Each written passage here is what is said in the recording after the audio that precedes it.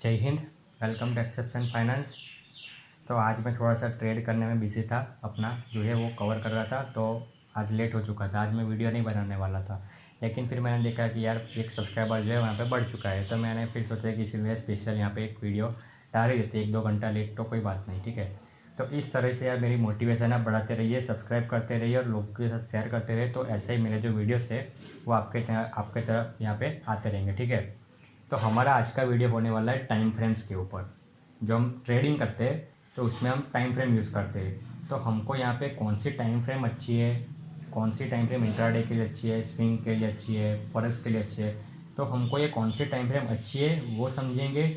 उसके बाद multiple time frames हमको कैसे हम ट्रेड करें, कब ट्रेड करें, और यहाँ पे हमको उससे क्या बेनिफिट मिल सकता है, तो वो सारी चीज़ें जो है हम आज इस वीडियो में देखने वाले हैं, ठीक है। तो यहाँ पे अगर आपने अभी तक चैनल को सब्सक्राइब नहीं किया तो प्लीज़ कर दीजिए, और मेरे इसी वजह से मेरा जो मोटिवेशन है वो बढ़ता रहता है, ठीक है। तो इसी तरह आपको मेरा जो वीडियोस है ऐसे ऐसे ही यहाँ पे देखने को मिलता रहेगा। तब हम देखते हैं कि यहाँ पे मल्टीपल टाइम फ्रेम्स होती क्या है। तो आपको यहाँ पे नाम के बाजू में मिल जाएगा टाइम फ्रेम्स, ठीक है, डिफरेंट डिफरेंट। वो ट्रेडिंग व्यू में ऐसे मिलेगा आपको। तो यहाँ पे मेजर जो हमारे टाइम फ्रेम्स होती है वो क्या होती है, 5 minute, 15 minute, 30 minute, 1 hour, 4 hour, 1 day, 1 week. तो ऐसे ही जो डिफरेंट डिफरेंट ट्रेडर्स होते हैं उनके पर्सपेक्टिव और उनकी जो मतलब जो ट्रेड को होल्ड करने की यहाँ पर टाइम होती है उसके हिसाब से यहाँ पे उनकी जो टाइम फ्रेम होती है वो यहाँ पे डिफरेंट डिफरेंट होते हैं। कई लोग तो यहाँ पे 1 मिनट का भी टाइम यूज़ करते हैं, ठीक है। जो स्कैल्पर्स होते हैं बहुत होते हैं, कोई भी लोग ऐसे कि वो 1 मिनट पे यहाँ पे बाय करते हैं, दूसरे मिनट पे सेल कर देते हैं, तो छोटे छोटे यहाँ पे ट्रेड करते रहते हैं। तो कई लोग तो ये भी यूज़ करते हैं, ठीक है। तो ये टाइम फ्रेम यूज़ करना अपने आप पे डिपेंडेंट करता है कि आप यहाँ पे कौन से टाइप का ट्रेड ले रहे हो, उसके हिसाब से आपको ट्रेड लेना चाहिए, ठीक है। अगर आप इंट्राडे के लिए ट्रेड ले रहे हो तो आपके लिए 5 मिनट, 15 मिनट, 30 मिनट यहाँ पे बेस्ट है, ठीक है। यहाँ पे लेकिन यहाँ पे जो मेन कॉन्सेप्ट है वो कॉन्सेप्ट क्या है, तो हम पहले कॉन्सेप्ट समझते हैं कि कॉन्सेप्ट यहाँ पे क्या है। तो डिफरेंट टाइम फ्रेम यूज़ करने का कॉन्सेप्ट सिर्फ एक ही है कि आपको पहले बड़े टाइम फ्रेम, बड़ा पिक्चर देखना है कि बड़ा पिक्चर में क्या हो रहा है। बड़े पिक्चर में स्टॉक जो है हमारा ऊपर की साइड जा रहा है फिर नीचे की साइड जा रहा है, क्योंकि अगर आप बड़े टाइम फ्रेम पे यहाँ पे ऊपर की साइड पे स्टॉक जा रहे हैं और आपने यहाँ पे लॉन्ग मतलब शॉर्ट पोजीशन क्रिएट करके रखी है, शॉर्ट के यहाँ पे फ्यूचर सेल करके रखे या फिर कुछ भी कर रखा है, तो यहाँ पे आपको यहाँ पे बहुत बड़ा यहाँ पे लॉस हो सकता है। तो इसी के लिए यहाँ पे बड़े टाइम फ्रेम पे देखना होता है, क्योंकि यहाँ पर तो आप छोटे टाइम फ्रेम पे तक 5-5 मिनट में तक स्टॉक कितनी बार ऊपर जाएगा, नीचे आएगा, ऊपर जाएगा, नीचे आएगा, तो यहाँ पे हमको पता नहीं लगता है कि हमारा जो स्टॉक है पर्टिकुलरली वो किस डायरेक्शन में जाने वाला है, ठीक है। तो इसी के लिए हमको सबसे पहला रूल है कि आप यहाँ पे बड़ी टाइम फ्रेम पे आ जाइए। जैसे कि आप यहाँ पे 1 वीक भी ले सकते हो, ठीक है। यहाँ पे देखिए 1 वीक ले लिया तो हमको क्या दिख रहा है, हमारा जो स्टॉक है वो कंटिन्यूस अप ट्रेंड में है, तो हम फिर शॉर्ट पोजीशन क्यों लें, ठीक है। तो यही सिंपल सी चीज़ है कि हमको यहाँ पे पता लगता है कि हमको यहाँ पे क्या करना चाहिए। तो ये बड़ी टाइम फ्रेम, उससे थोड़ी सी छोटी टाइम फ्रेम करें तो हमको पता लगता है कि हाँ स्टॉक तो बड़ा लेकिन यहाँ पे थोड़ा सा यहाँ पे डाउन भी जाता है, तो हमको यहाँ पे बाई करके यहाँ पे सेल करने के लिए थोड़ी सी छोटी टाइम फ्रेम पे भी यहाँ पे देखना पड़ता है। तो ये चीज़ है। तो यहाँ पे हम उसके बाद देखें, ठीक है। तो ये तो हो गया 1 डे का। उसके बाद अगर 4 आवर देखेंगे तो हमको और थोड़ा सा क्लियर रहेगा कि हाँ ये थोड़ा सा इतना हुआ है। तो जैसे जैसे आप टाइम को छोटा करते जाओगे उतनी आपको यहाँ पे वॉलेटिलिटी मतलब देखने को मिल जाएगी। अगर 5 मिनट का अगर कर दे तो यहाँ पे देखिए कभी यहाँ पे स्टॉक ऊपर जा रहा था, उसके बाद आपको नीचे की ओर जाते हुए देखने को मिल रहा है, कभी ऊपर की ओर। तो इसीलिए आपको यहाँ पे क्या करना है, पर्सपेक्टिव एक पकड़ना है कि आपको यहाँ पे क्या मतलब ऊपर की ओर बाई का रखना है या फिर नीचे की ओर यहाँ पे शॉर्ट का रखना है, ठीक है। तो वो आपको बड़े टाइम फ्रेम से यहाँ पे आपको पता जो है वो लग जाता है बड़े टाइम फ्रेम से। और आपको इसी तरह आपको करना है कि अगर आप इंट्राडे कर रहे हो तो आपको यहाँ पे 15 मिनट 30 मिनट यहाँ पे बेस्ट है, ठीक है। ट्रेड लेने के लिए 15 मिनट 30 मिनट यहाँ पे सबसे सबसे बेस्ट है। तो आप यहाँ पे डिसाइड कीजिए 15 मिनट की चार्ट पैटर्न को देख के कि आप मुझे चार्ट मतलब ट्रेड में एंटर करना चाहिए कि नहीं करना चाहिए। उसके बाद 5 मिनट पे जाके आप यहाँ पे ट्रेड एंटर कर सकते हो। वो कैसे है, ठीक है, वो भी इसका एग्जांपल दिखाता हूँ मैं। लेकिन उससे पहले मैं आपको दिखाने जा रहा हूँ कि यहाँ पे कल का जो मेरा वीडियो था, यहाँ पे आप देखो कि complete guide to Fibonacci retracement, तो यहाँ पे भी 3L ट्रेड एक्सप्लेनेशन। तो यहाँ पे मेरा वीडियो है, उसके कंटिन्यूएशन में आपको ये वाला वीडियो दिखेगा कि यहाँ पे मैंने आपको बताया था कि यहाँ पे हमारा जो LNT में मैंने ट्रेड ले रखा है, तो यहाँ पे फिबोनाची रिट्रेसमेंट क्या बोलता है मेरा जो सिस्टम है मतलब यहाँ पे अगर ट्रेड ले रखा है तो वो -27 तक तो जाएगा ही जाएगा, अपना टारगेट यहाँ पे हिट ही हो जाएगा, ठीक है। वो मैंने बहुत अच्छे से यहाँ पे एक्सप्लेन यहाँ पे किया हुआ, तो आप अगर देख सकते हो कल यहाँ पे हमारा नहीं हुआ था, कल थोड़ा सा बाकी था हमारा हिट करने वाला, लेकिन आज देखोगे आप तो यहाँ पे हिट हो चुका है, ठीक है। तो कई लोग क्या करते हैं कि इतनी गिरावट आती है ना, ये ऑलमोस्ट 3% से ज़्यादा की गिरावट है, तो यहाँ पे लोग डर जाते हैं कि उनको समझ में नहीं आता कि क्या करें, अब यहाँ पे स्टॉक रिवर्स तो नहीं हो जाएगा। लेकिन क्या, क्योंकि आपने यहाँ पे फिबोनाची यहाँ पे ड्रॉ कर रखी है और आपको पता है कि कुछ भी हो जाए आपका स्टॉक यहाँ पर -27 पे हिट करने ही करने वाला है, तो इसीलिए आपको यहाँ पे पता लग गया, तो इसलिए आपने होल्ड किया, तो आपको यहाँ पे इतना जो है बेनिफिट आपको मिल गया, ठीक है। तो ये चीज़ है, तो ये उसका मैंने आपको लाइव एग्जांपल भी दिखा दिया। अब उसको की कोई ज़रूरत नहीं है तो मैं इसको क्या करूँगा, निकाल दूँगा, क्योंकि जितना क्लीन रहेगा उतना अच्छा है। तो अब हम देखें कि ये डिफरेंट टाइम फ्रेम से उसका क्या यूज़ है और कैसे मैंने उसको यूज़ किया, ठीक है। तो यहाँ पे अगर आप 4 आवर पे पहले तो आप पता लगाए कि यहाँ पे डिफरेंट टाइम फ्रेम को यूज़ कब करना चाहिए। डिफरेंट टाइम फ्रेम को यूज़ तब करना चाहिए जब आप यहाँ पे किसी भी चीज़ में एंट्री ले रहे हो या फिर एग्जिट ले रहे हो। स्टॉक में एंट्री ले रहे हो तब यहाँ पे आप यूज़ कीजिए, और स्टॉक में जब एग्जिट ले रहे हो तब यूज़ कीजिए, ठीक है। तब आप यहाँ पे एंट्री कब करोगे, ठीक है। अगर आप यहाँ पे एक अच्छे ट्रेडर हो तो यहाँ आप एक की लेवल पे यहाँ पे एंट्री करोगे। आप यहाँ पे बीच में यहाँ पे कहीं भी एंट्री नहीं करोगे, यहाँ पे नहीं, यहाँ पे नहीं, कोई बीच में एंट्री नहीं करोगे। आप यहाँ पे आपको पता है कि यहाँ पर स्टॉक यहाँ पे साइडवेज जा रहा था, ठीक है। तो अब यहाँ पे हाईएस्ट चांस है कि यहाँ पे एक की लेवल पे आया है स्टॉक फिर से, तो यहाँ से जैसे पिछली बार बाउंस बैक हुआ था, इस बार यहाँ पे फिर से यहाँ पे बाउंस बैक होने का एक पूरा हमको चांस जो है वो देखने को मिल रहा है। ये हमको एक ईजिली यहाँ पे पता है। तो लेकिन हमको ये नहीं पता है कि हमको कब एंटर करना चाहिए, ये हमको यहाँ पे नहीं पता है। तो इसी के लिए हम अगर यहाँ पे देखें तो हमारा तो अभी भी 5 के नीचे ही है स्टॉक। तो ये तो हमारा कॉन्सेप्ट बताता है कि 5 के नीचे जब तक है तब तक हमको यहाँ पे बाय नहीं करना चाहिए, ठीक है। तो इसी के लिए एक बार आपको चेक करना चाहिए कि लोअर टाइम फ्रेम पे क्या हो रहा है, क्योंकि बड़े टाइम फ्रेम पे तो हमको दिख नहीं रहा है, बड़े टाइम फ्रेम पे तो हमको दिख रहा है कि ये तो हमारा क्या है कि हमारा 5 के नीचे है। तो यहाँ पे तो हमको यहाँ पे क्या करना चाहिए, हमको यहाँ पे बाई नहीं करना चाहिए, अभी अभी यहाँ पे बाई इनिशिएट नहीं करना चाहिए। लेकिन अगर हम यहाँ पे टाइम फ्रेम को छोटी करें, 15 मिनट की टाइम फ्रेम करें, ठीक है, किधर गया वो, या फिर हम, हाँ ठीक है, 1 आवर में दिखेगा, ठीक है ये चीज़। तो अगर आप यहाँ पे 1 आवर के टाइम फ्रेम पे देखें, ठीक है, तो मैंने टाइम फ्रेम को थोड़ी सी छोटी किया, तो हमको यहाँ पे दिख रहा है कि जो हमारा की लेवल है, तो यहाँ पर से थोड़ा सा एक बार फेक आउट लिया, और उसके बाद यहाँ पे एक बड़ी सी रेड कैंडल थी, देखिए बड़ी सी यहाँ पे थोड़ी सी रेड कैंडल थी, लेकिन उसके बाद जो कैंडल बनी वो यहाँ पे पीरियसिंग कैंडल बनी। आपको पता लग गया कि यहाँ पे एक पीरियसिंग कैंडल बनी, ठीक है। तो ये कैंडल का क्या मतलब होता है कि यहाँ से स्टॉक अब यहाँ पे ये रिवर्सल कैंडल होती है। अगर आपको ये कैंडल स्टिक के बारे में पता नहीं, सबसे पहले मेरा यही वीडियो है, क्योंकि आप अगर आपको कैंडल स्टिक पढ़ना नहीं आता तो आप ट्रेड कैसे करोगे, ठीक है। तो इसी के लिए आपको यहाँ पे बेसिक्स पढ़ना होता है। आप अगर आप कोई भी सा इंडिकेटर लगा लो, कितने भी इंडिकेटर, कुछ काम का नहीं है, ठीक है। अगर आपको सिर्फ इतना ही, अगर आप यहाँ पे सपोर्ट रेजिस्टेंस सीख लो, कैंडल स्टिक सीख लो बेसिक से, और बेसिक मूविंग एवरेज सीख लो, तो आपके लिए एक प्रॉफिटेबल ट्रेडिंग करने के लिए इतना इनफ है। आपको इतना डिफिकल्ट बनाने की ट्रेडिंग को डिफिकल्ट बनाने की कोई ज़रूरत नहीं है। तो आपने अगर कैंडल स्टिक का बेसिक का कॉन्सेप्ट पता होता है, आपको पता है कि यहाँ से रिवर्सल कैंडल की ये सिग्नल है, तो आपने यहाँ पे बाई इनिशिएट कर दिया, ठीक है। तो इस वजह से आप यहाँ पे उसको फिर यहाँ पे बड़े टाइम फ्रेम पे आ जाइए, फिर से बाई आपने इनिशिएट कर दिया तो आप यहाँ पे फिर से आ जाइए, ठीक है। तो अब आप यहाँ पे होल्ड करते रहिए। आप जब तक यहाँ पे आपका कॉन्सेप्ट क्या बोलता है कि जब तक स्टॉक आपका 5 के ऊपर है तब तक आप होल्ड कीजिए। तो यहाँ पे आप स्टॉक आपका 5 के ऊपर ही है तो आप यहाँ पे होल्ड कीजिए, होल्ड कीजिए, होल्ड कीजिए, ठीक है। आप करते रहिए जब तक यहाँ पे ना हो तो।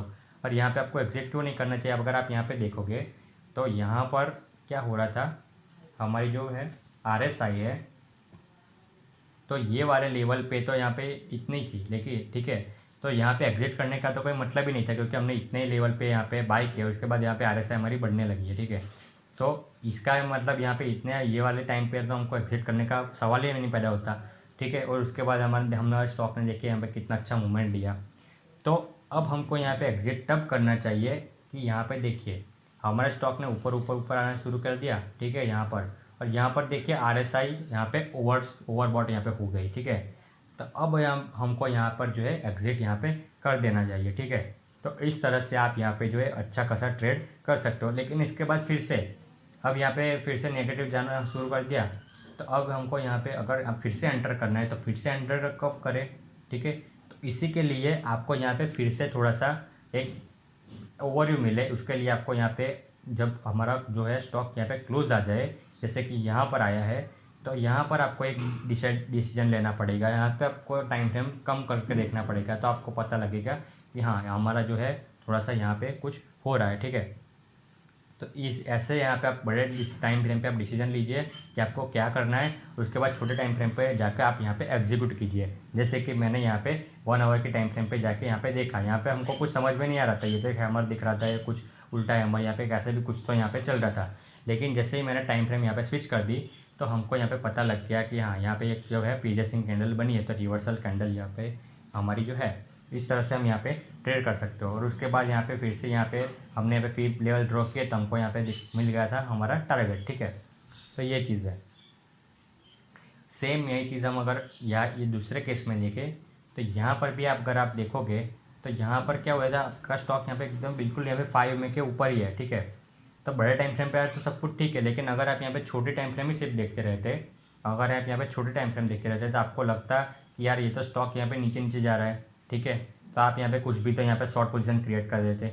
लेकिन यहाँ पर क्या हो रहा था कि यहाँ पर देखिए, यहाँ पे उसने फिर से ब्रेकआउट ले लिया, तो यहाँ पे यही चलता है, छोटी टाइम फ्रेम पे ऊपर जाता है नीचे जाता है, ऊपर जाता है नीचे जाता है, ठीक है। तो इसीलिए यहाँ पर आपको डिसीजन नहीं लेना है, आपको डिसीजन किधर लेना है, आपको बड़े टाइम फ्रेम पे डिसीजन लेना है। आपका बड़े टाइम फ्रेम क्या बोल रहा है कि अभी भी हमारा जो स्टॉक है वो 5 में के ऊपर है, तो हमको कुछ नहीं करना है। हमारा अगर यहाँ पे हमने बाई पोजीशन इनिशिएट करके रखी है, तो बस हमको उसको पकड़ के बैठे रहना है, ठीक है।